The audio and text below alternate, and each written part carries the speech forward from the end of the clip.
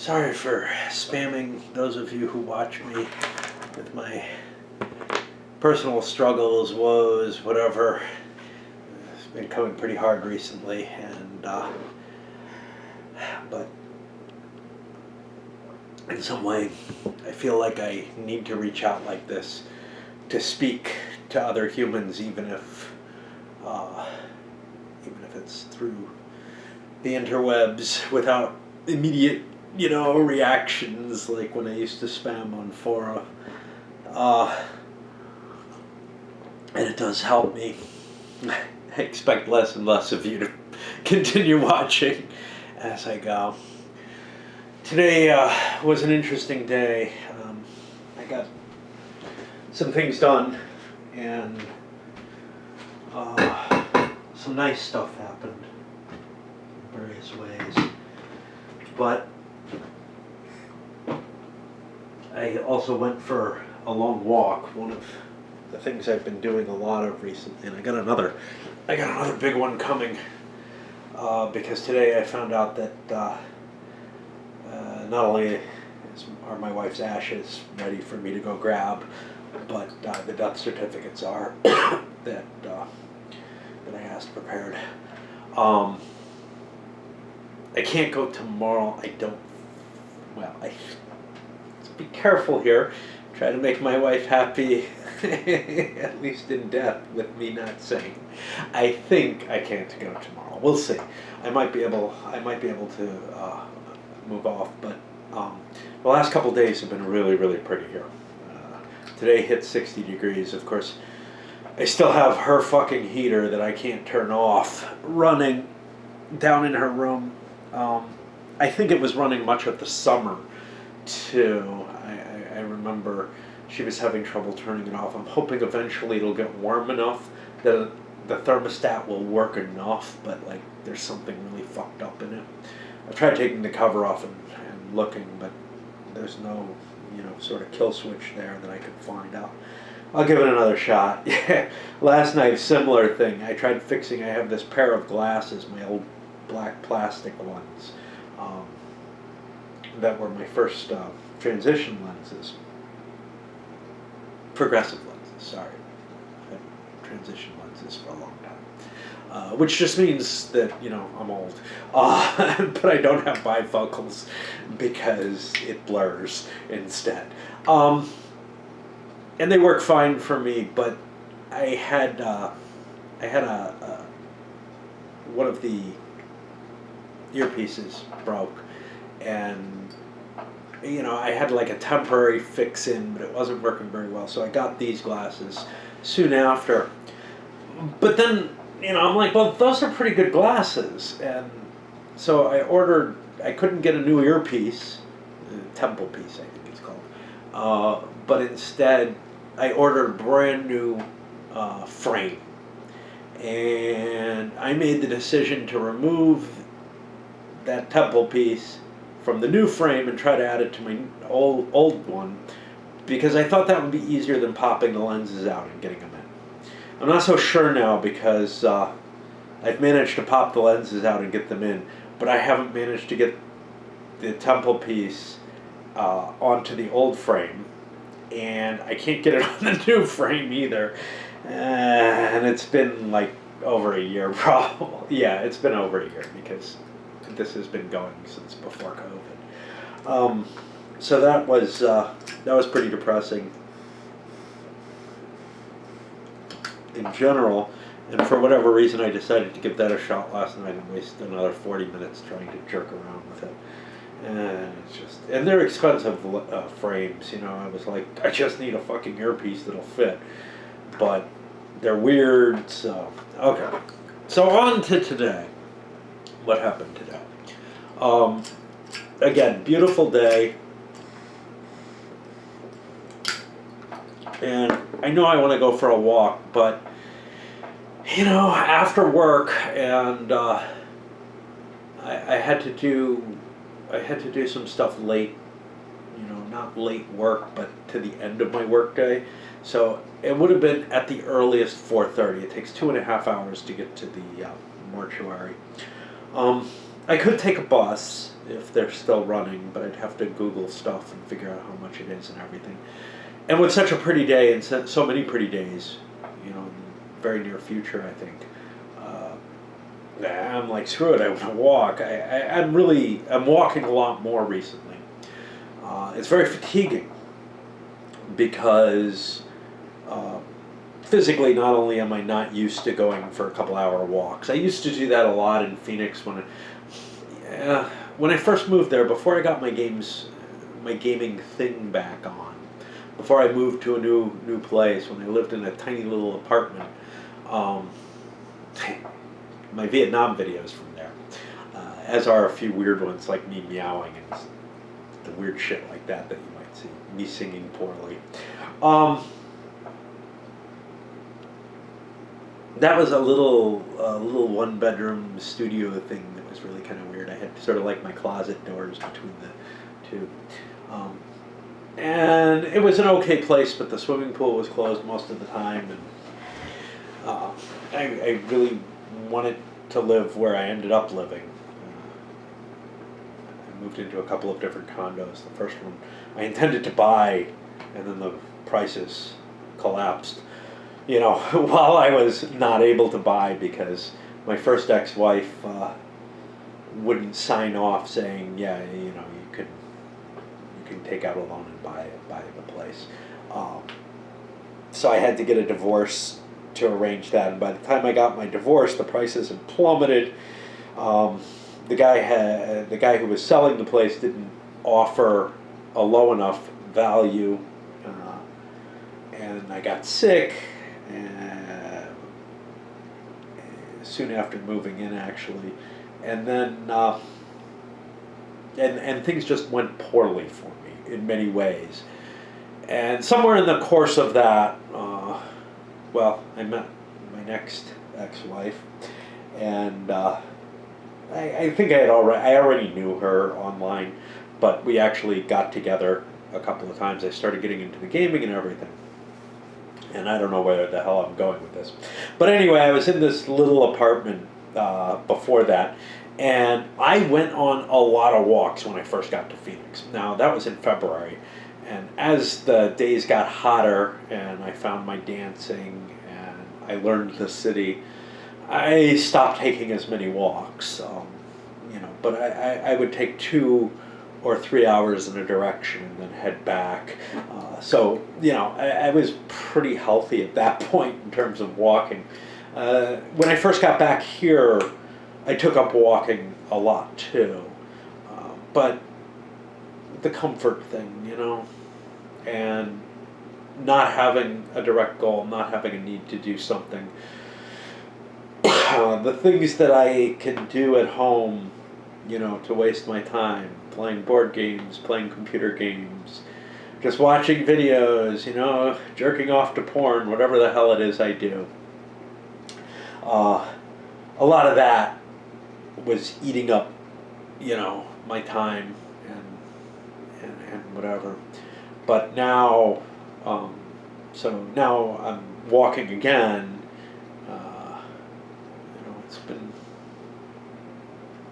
today was 4 hours, yesterday was 3 hours, whatever. Not as long as I used to, not those extremes, but it's got to be helping me physically, I assume. But mentally, right now, I mean, whenever I go for a walk, I'm doing something while I'm walking.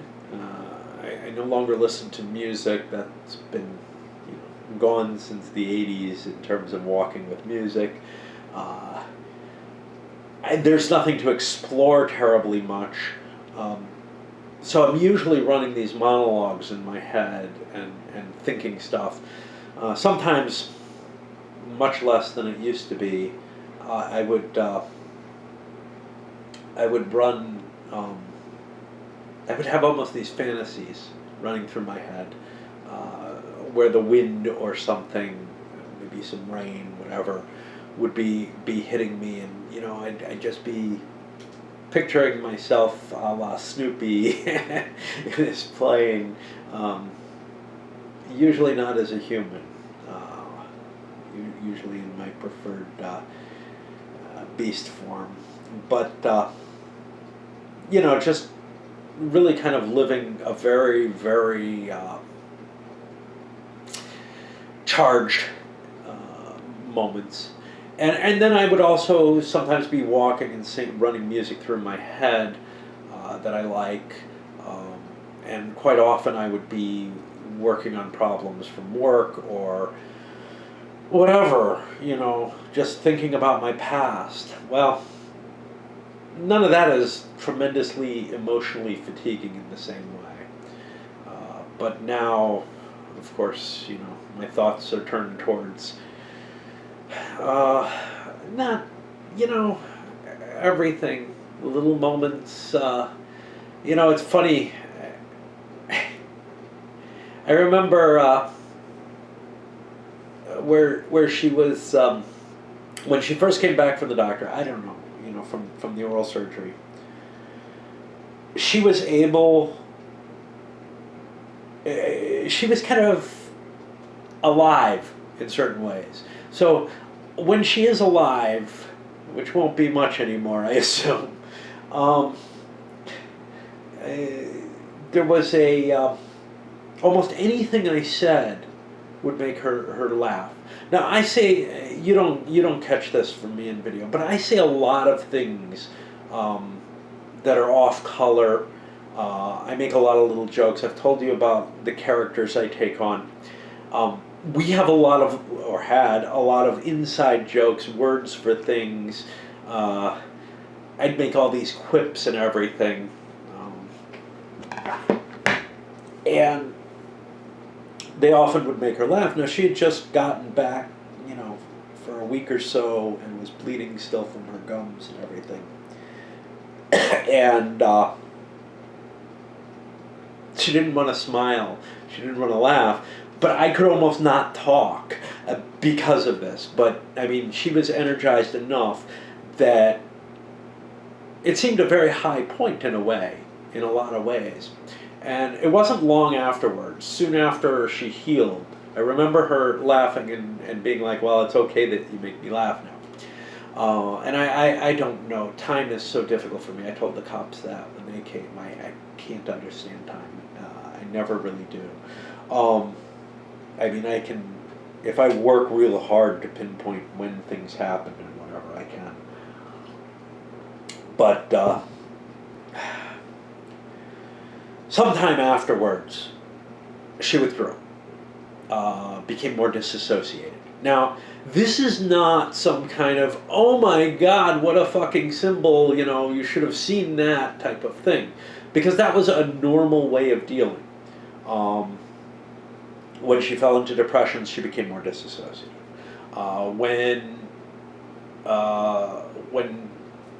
she, when I was angry with her, or she was angry with me, or whatever, it's hard to tell because I would think she's angry at me and I would get angry, and then she would disassociate, and it's like, okay.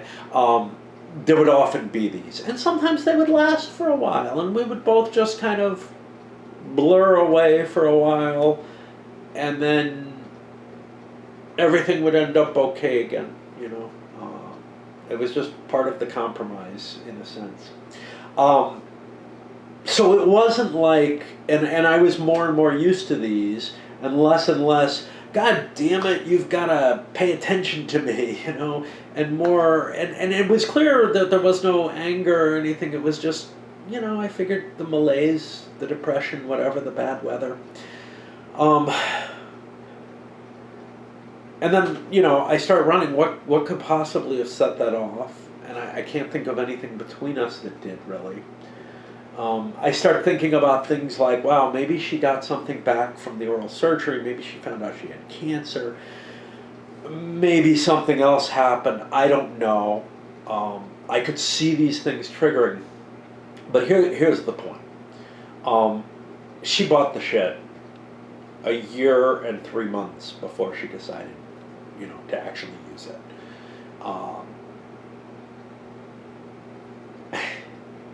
Maybe she never would have used it. But like me, there's a strong disincentive towards paying money for something that you don't use.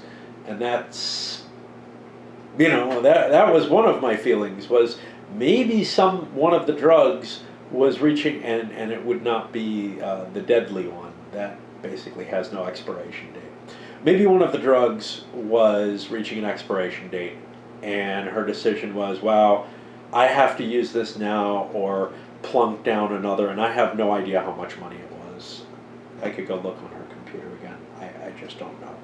But it wasn't, nothing. It also wasn't ridiculously large amounts of money. It's I'm guessing under $100 by far, probably more like 30. So not really an amount that should make that decision. But again, it's semi-illegal. It's not cleared in the U.S. And that's that's interesting. And it's also a prescription type thing, which, whatever. Anyway, I honestly just don't know, and I'm left with this kind of, Jesus, I don't know. Maybe there was some triggering motion that wasn't the drugs expiring that I'm not aware of, or that I just didn't notice. Maybe it's just, there was the shit, I made this decision, and the depression came or whatever. My feeling was more that disassociation and withdrawal had to do with the decision. And then, like I said, the day she took the drugs, after they didn't take immediate, fatal effect, she became very affectionate and needy in a sort of way. And I, of course, am me. I was not expecting this, not used to this, and somewhat cold and irritated and whatever. To me, in a way, that's one of my biggest guilts. You got to carry guilt, right? And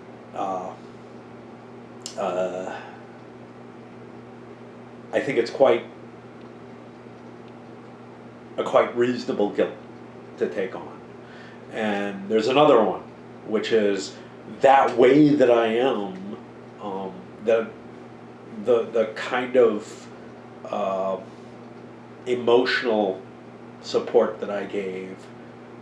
Well, it was so much less than the emotional support that I gave. Well, it's hard to say. The happiness, that sort of free, nothing at all, I made you happy, never happened with her. Or it happened at such a lower level than I was used to. So, for example, with my first ex-wife, even in our worst days, until the very end, and, where there were a couple of years of that compromise, degeneration, I think we were closer to that kind of me bringing happiness and joy than this wife and I was ever able to inspire in her. And, she also really didn't inspire anything of equivalent in me. This was really a marriage of companionship more than anything else as time went, even if neither of us desired that to be. Anyway, these are the kind of thoughts that run through my head as I'm walking.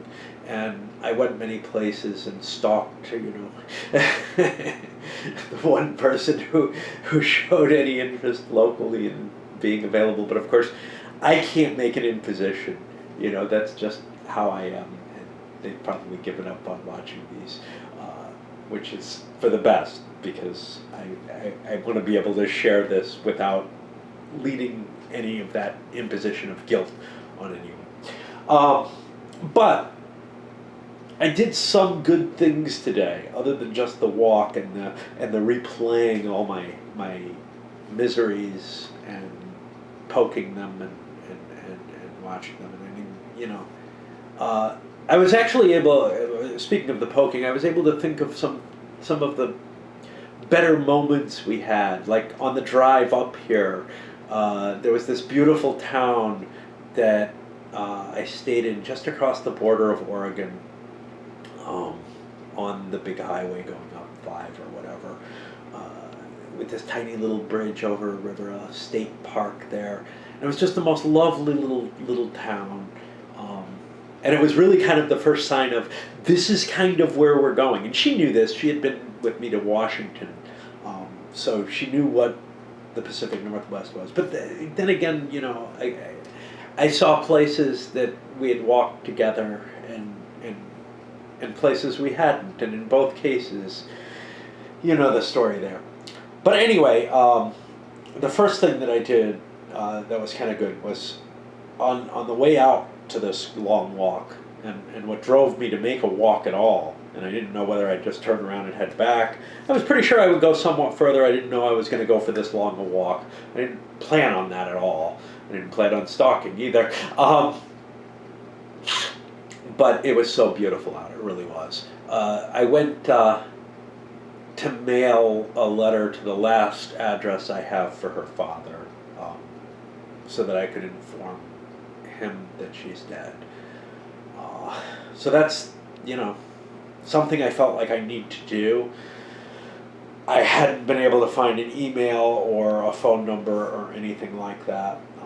I was trying to chicken out and let the coroner or medical examiner contact him, but they weren't able to find anything. But as I was heading out the door with this little letter sending out to Belgium, and I mean, it's a complete crapshoot whether it gets there, and I don't know whether I'd rather it gets there or not. You know, I mean, it's going to get to Belgium, but I don't know whether or not I hope that he gets the letter.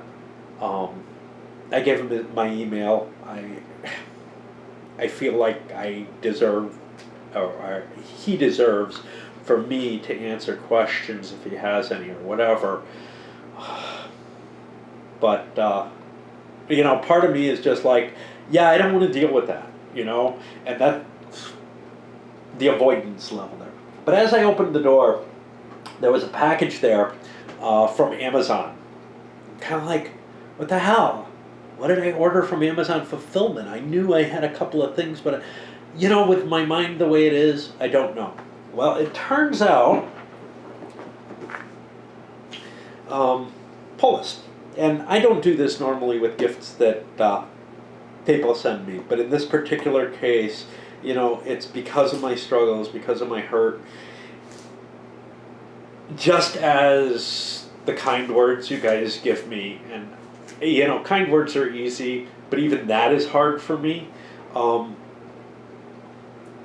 Someone felt that I've given enough somehow. I don't know how. I honestly don't know how. I mean, I wouldn't watch me, and if I did, I wouldn't care about me, because I'm that fucking cold, okay? I mean, if I can't touch someone every day, they barely exist to me, you know? If I can't, and I can't have that physical closeness with many people at all. I can't have even, I mean, I barely can cope with people that I'm dealing with, you know, in general. I mean, just in terms of like, people I like that I hang out with, I don't feel any tremendous closeness with. I almost feel like the sexual attraction has to be there, both ways, for me to lock on and even feel at all close to someone in that sort of way. I believe it.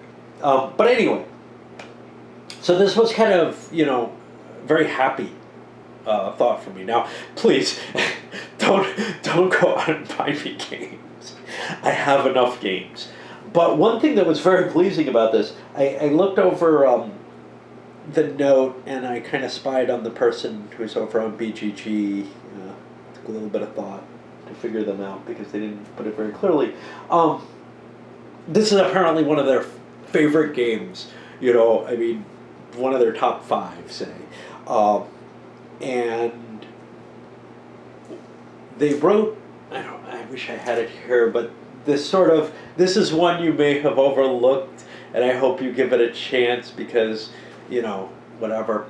Um, and the funny thing is, back when this came out, I was really excited about it and had it on my want list or whatever in terms of things.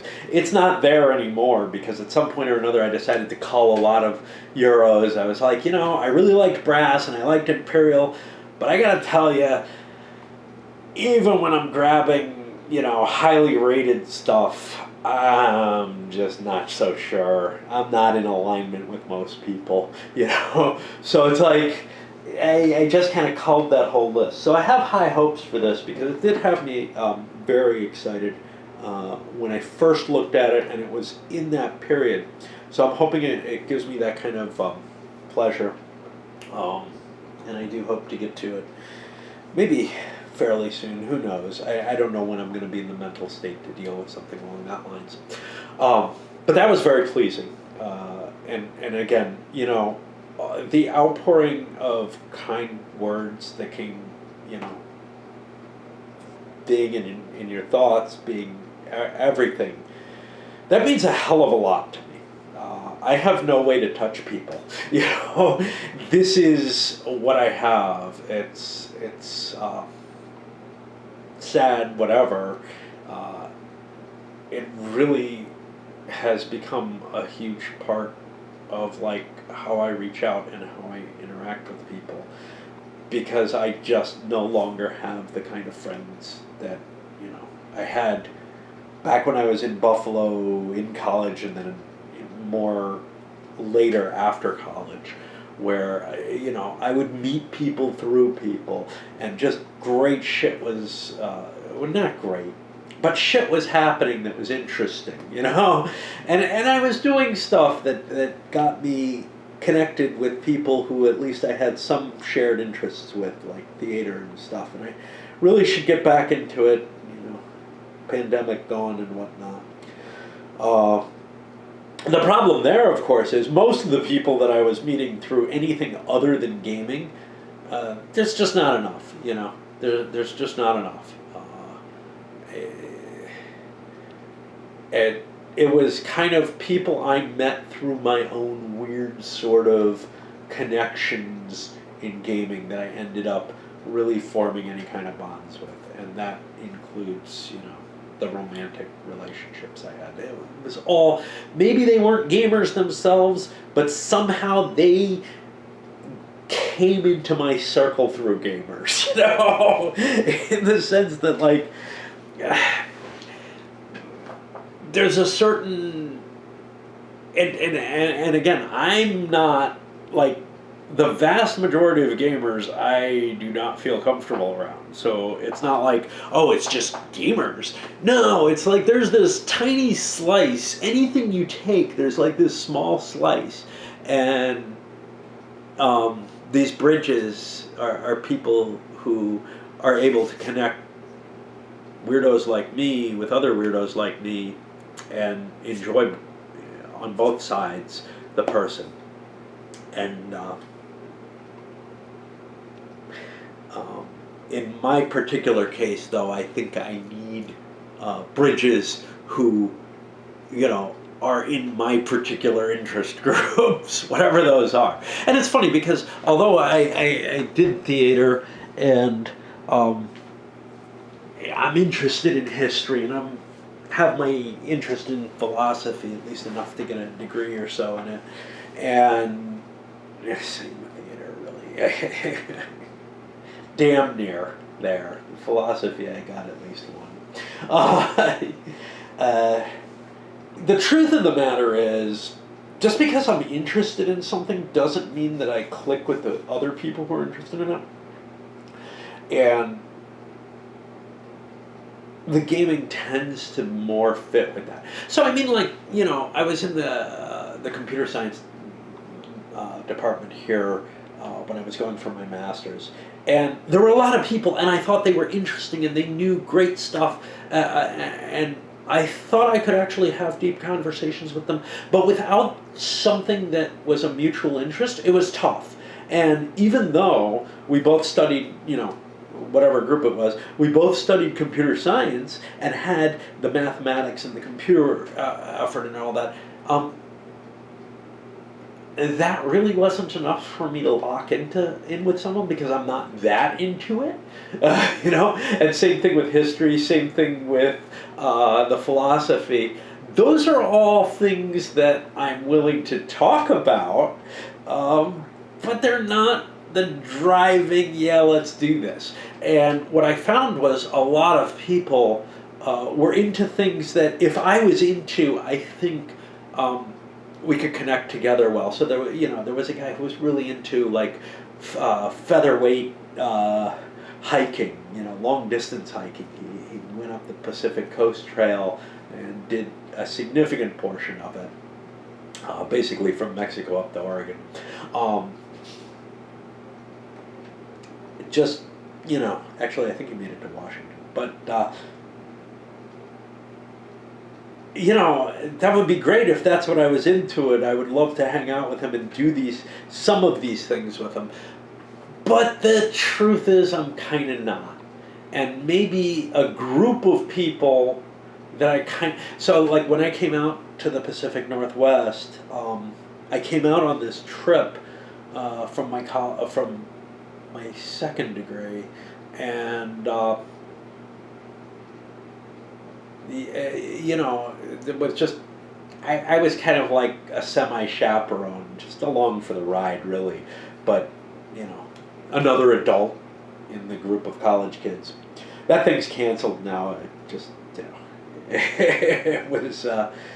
it was not something that was, it was something that was hard. It was from the hippie days of the school, and had just been done into the 2000s, but eventually it was like, yeah, that's getting a little weird.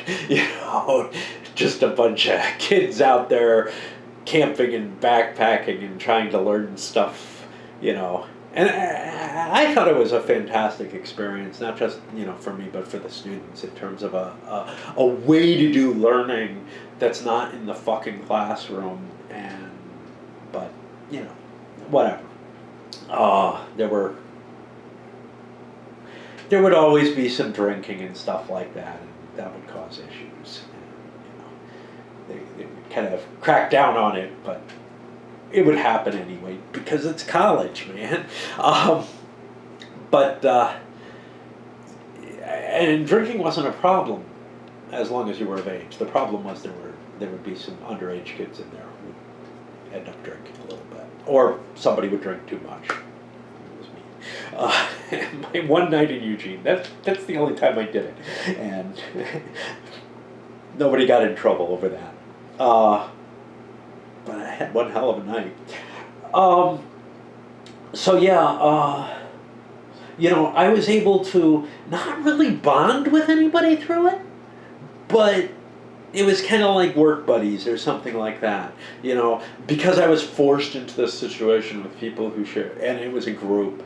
I was in a situation where it wasn't, where I didn't feel as left out as I usually do, but very clearly I wasn't the kind of person that these people would associate with, and they weren't the kind of people that I would naturally associate with. And so it was more of a, well, we're all thrown together, let's do our thing. And I felt the same way. A friend of mine who I was in the Boy Scouts with mentioned this too. You didn't really seem to fit in. And no, I didn't. I fit in very few places well. And those places that I do, that's magical for me. But most cases, no, I don't make friends like that, I don't make friends unless it's really, and it's really tight, and they're not, and it's not like, oh, I have a few really close friends that I share everything with. No, I have a few fairly distant friends that I share almost all my interests with at any given time, at the best of times, and or that there's a large overlap in interests. And I have almost no circle of acquaintances and then maybe, just maybe, I can get close to one person, really close to one person. Um, More than one sometimes. There have been times when it's been a couple of people. And my goal was always to create this kind of tight-knit bonding of kind of a commune type existence of people, just because this is what I need, not the commune so much, but this closeness and of camaraderie. Uh, uh, but then, then I started experiencing more relationships with women, and I realized, I get most of that with them. Unfortunately, it is only at its peak in the first couple of years, but I can live off of it forevermore, right? As long as it's comfortable. My first two long-term relationships, I wouldn't say were terribly comfortable. The first one was. The second one was my psycho ex, and that is just crazy. But the first one, things went very, very wrong there. So, and then basically we're talking about my two wives and everything else that, it's not like I haven't had small relationships with people, but they never felt like, I don't know. One of the things is quite often what I found was that someone suffered. So in the two that worked the best, three that worked the best, two that worked the best, was my first girlfriend and my first wife. They both lost someone very dear to them early in our relationship. Jeez. Yeah, so my first girlfriend was a bit of a nut job too. I'm remembering there were a number of things like infidelity, mutual, but more on her side than mine. But I remember this was kind of shocking. She had created this twin. I don't remember what happened. She broke an aquarium or something in the house she was living in. And she ended up inventing a dead twin. Like the reason that like the aquarium broke or something had something to do with the fact that her twin had just died and she'd found out. And I mean, everybody she knew believed this, myself included. I went prying into it with this, because, twin incest, right? And eventually she admitted to me, no, there was no twin sister. And I'm like, whoa, this is really fucked up. Like, I mean, she had people really, really treating her as a grieving person, and she put on the whole thing and everything. Now, I wasn't there for the initial part of it. I came in late and had lots of questions because I'm a questioning kind of guy. But yeah, she was an interesting creature, and then my psycho ex just put that to an extreme, and that's really, my second semi-weird long-term situation. Well, second person I lived with, I mean, we weren't officially together, but second female I was screwing that I lived with, and I mean, we felt like we both loved one another and had so much fucking passion, but there was so much wrong. I couldn't stand her. Actually, here's the thing, when my wife was on the drugs, she seemed like my psycho ex in terms of capability of doing cognitive processing. Something was so fucking wrong. She was still smart, but things weren't firing right. They were just broken,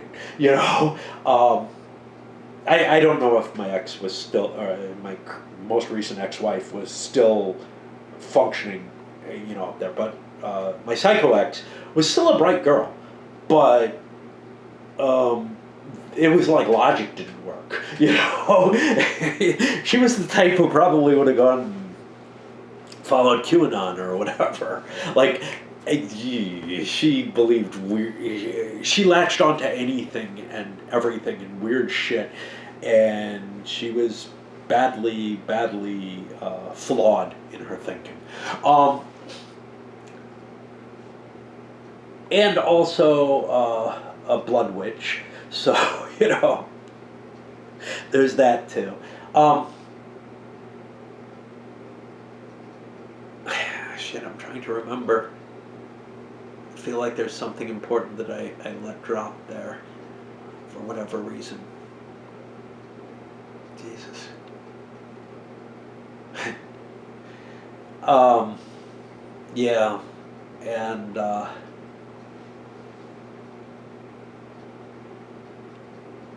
that sort of that really frightened me. That set me off. That put me in this defensive crouch. Uh-oh. I don't know if my psycho ex ever had a fully working mind. Um, I don't know if her long-term drug abuse, because it was well established before I knew her, um, and even when I knew her, she and I were drinking heavily. I had her off the painkillers for the most part, but Jesus. We would buy a bottle of vodka and guzzle that. I would drink the majority of it and try to leave enough to be able to make it to the store the next day and buy another bottle. And we had no fucking money either, so I don't know.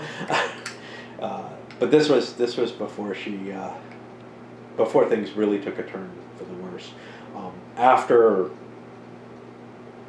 I met my well, no, before I met my first ex-wife, I don't know what happened. She ended up, what the hell happened to her? This was before she was in the hospital. She ended up kind of being ditched by the boyfriend that I met her with, and very quickly latched onto someone else. Now, during this whole time, we're still at it one place or another, but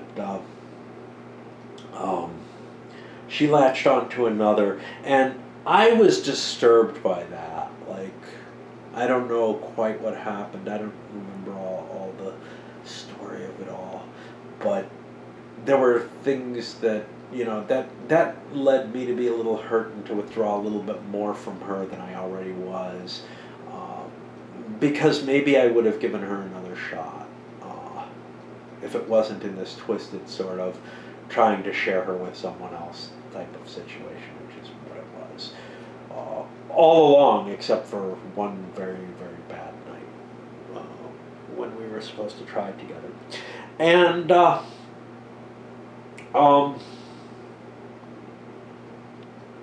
yeah, I don't. Anyway, while she was with him,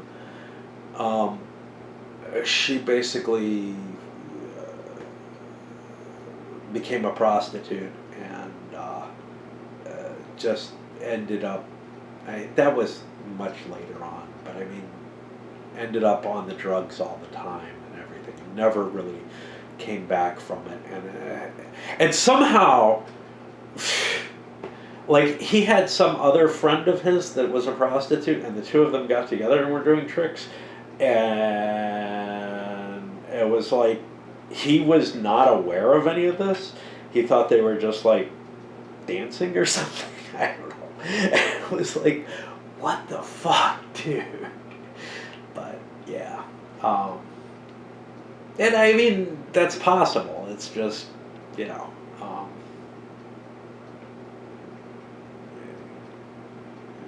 were ways that there were jobs for dancers only, not necessarily at strip clubs, but there were also, and somehow I don't know why or how he could be that fooled. But who knows? Maybe I could too. but yeah, the things were things were pretty fucked up back then, but they were intense, and this is the period where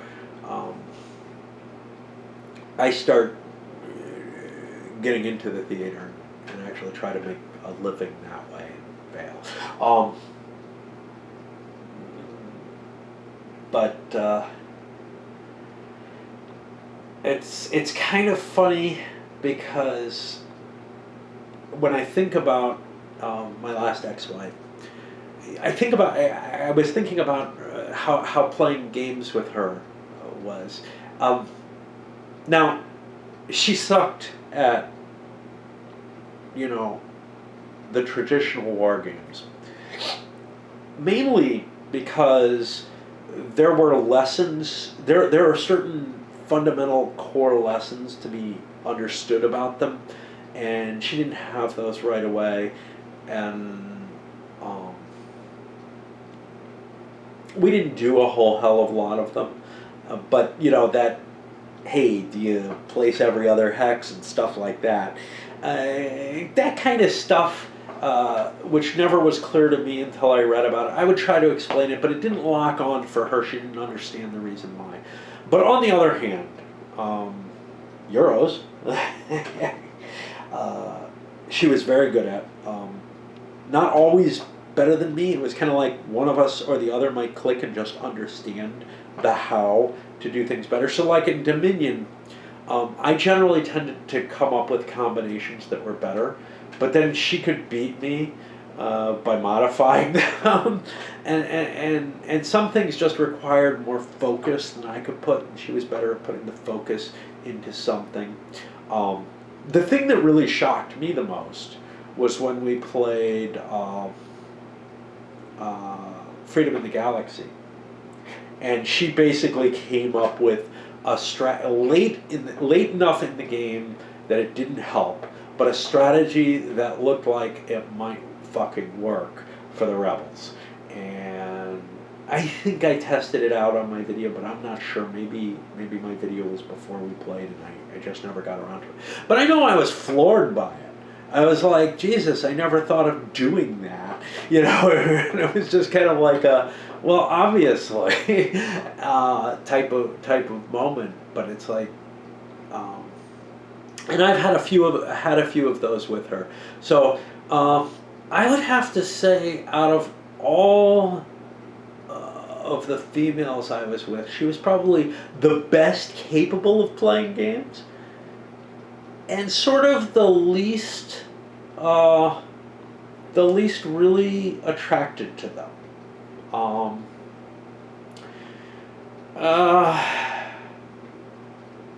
In every case except for my Psycho X, I was bringing the games to them. Those were a new thing to that person.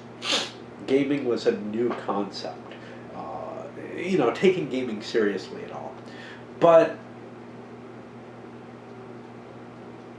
in every case except my Psycho X, we're talking about someone who could understand the games and could play pretty much anything that I could teach. There might be some that were just out of reach, but my first ex loved Terrible Swift Sword.